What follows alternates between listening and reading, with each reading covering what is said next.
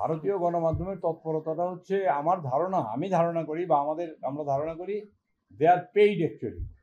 এই যে আওয়ামী লীগ যে চলে গেছে লক্ষ লক্ষ কোটি কোটি টাকা নিয়ে, এদের একটা বড় অংশ ভারতে আশ্রয় নিচ্ছে। এবং যে নেত্রী বলতেন হিন্দুদের, শোনেন, যে নেত্রী বলতেন হিন্দুদের এক পা হচ্ছে বাংলাদেশে, আরেক পা হচ্ছে ভারতে, এবার দুই পা নিয়ে উনি ভারতে আশ্রয় নিচ্ছে।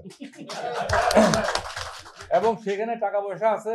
আপনারা গণমাধ্যমে কাজ করেন, আমি গণমাধ্যমের প্রতি আমার শ্রদ্ধা রেখে বলছি, আপনারা জানেন যে ইয়েলো মাধ্যম প্রচুর আছে, তাদেরকে টাকা পয়সা দিলে যা তা করতে পারে।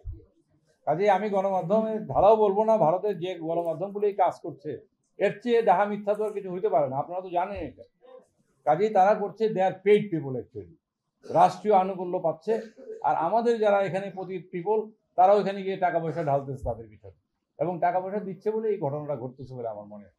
আমরা ওই পরিস্থিতির পরে আমাদের যারা লোকজন এখানে আছে তাদেরকে বলেছি যে সবার পাশে দাঁড়াও, এবং আমাদের হিন্দুরা যেন তাদের দাবার ঘুঁটি হিসেবে ব্যবহৃত না হয়।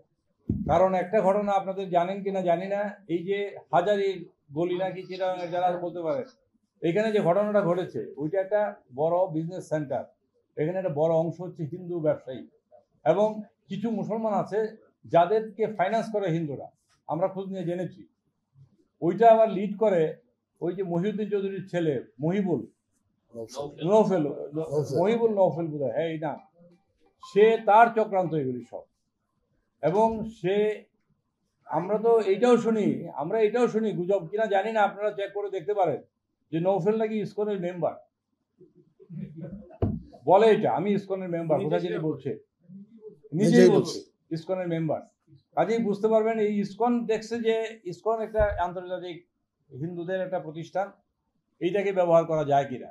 পুরো ইসকনকে ব্যবহার করতে পারে নাই, তাদের থেকে বহিষ্কৃত একটা লোককে তারা ব্যবহার করছে, সেগুলো চিন্ময় নামে এক ভদ্রলোক, সেই তার নামে অসংখ্য অভিযোগ আছে এবং ইসকন দ্বারা বহিষ্কৃত। কিন্তু হিন্দুদের যে অসুবিধাটা হয়েছে কি জানেন, এই যে 5 তারিখে বিকেলবেলায় উনি যে চলে গেলেন কাউকে কিছু না বলে, সবচেয়ে অসহায় অবস্থায় পড়ছে তার সমর্থক হিন্দুরা। এবং এটা তো অস্বীকার করার জোগাড় নাই, বাংলাদেশে হিন্দুরা আওয়ামী লীগের একটা বড় অংশ আওয়ামী লীগকে ভোট দিত, তারা বলে উনি চলে গেছে আমাদের তো সর্বনাশ, আজকে থেকে তো আমাদের পোড়া টোড়া দিবে, বাড়িঘর সব ভেঙে দিবে। কিন্তু দেখা গেল 4-5 দিনে যে কিছু গোলযোগ হয়েছে, রাজনৈতিক গোলযোগ, এই গোলযোগে তুলনামূলকভাবে যে পরিমাণ হিন্দু আক্রান্ত হইতে পারত তার চেয়ে অনেক অনেক কম আক্রান্ত হয়েছে, এবং বড় ধরনের কোনো ঘটনা ঘটেই নেই। আমরা ঠাকুরগাঁ, পঞ্চগড়, আমি আমার মহাসচিব, আমরা ঠাকুরগাঁ, পঞ্চগড়, দিনাজপুর এসব জায়গায় গেলাম 2-3 দিনের মধ্যে। ওরা অপপ্রচার করলো যে সব মন্দির ঘুরায় ফেলছে ভাই। আমরা গিয়ে দেখলাম সব মন্দির ঠিক আছে, এবং তারা বলছে যে আমাদের কোনো অসুবিধা হয় নাই। একটা রব উঠছিল যে বোধহয় আমাদের উপর আক্রমণ হইতে পারে, আমরা ভীত ছিলাম, কিন্তু বিএনপি, জামাত বা অন্যান্য রাজনৈতিক দলের যে কর্মীরা ছিল তারা আমাদেরকে পাহারা দিচ্ছে, সহায়তা করছে, না দিলেও কিছু হইতো না, কিন্তু ওই পরিস্থিতির কারণে তারা আসছে, তারা আমাদের জন্য কোনো সমস্যা হয়নি। এটা তো আমি নিজে প্রমাণ, আমি গেছি সব জায়গায়, আমাদের অন্যেরা গেছে সব জায়গায়।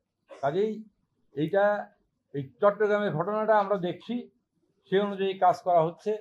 নিরীহ যারা মানে না বুঝে চিন্ময়কে সমর্থন করেছে তাদেরকে বোঝানোর চেষ্টা করছি যে এটা ঠিক করছেন না আপনারা, এটার দ্বারা ভিন্ন মেসেজ চলে যাচ্ছে।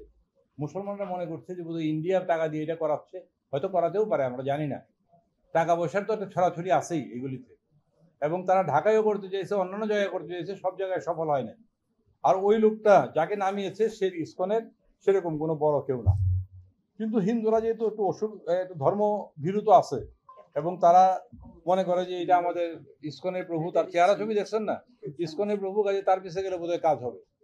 বিভ্রান্ত হয়েছে আসলে, আমাদের বড় সম্প্রদায় বিভ্রান্ত হয়। আর তাদের তো কিছু লোকের তো মন খারাপ আছেই শেখ হাসিনা না থাকার কারণে, তো তারা মনে করে যে এটা দিয়ে যদি আইসা পড়তে পারে মন্দ কি, ভালোই এটা।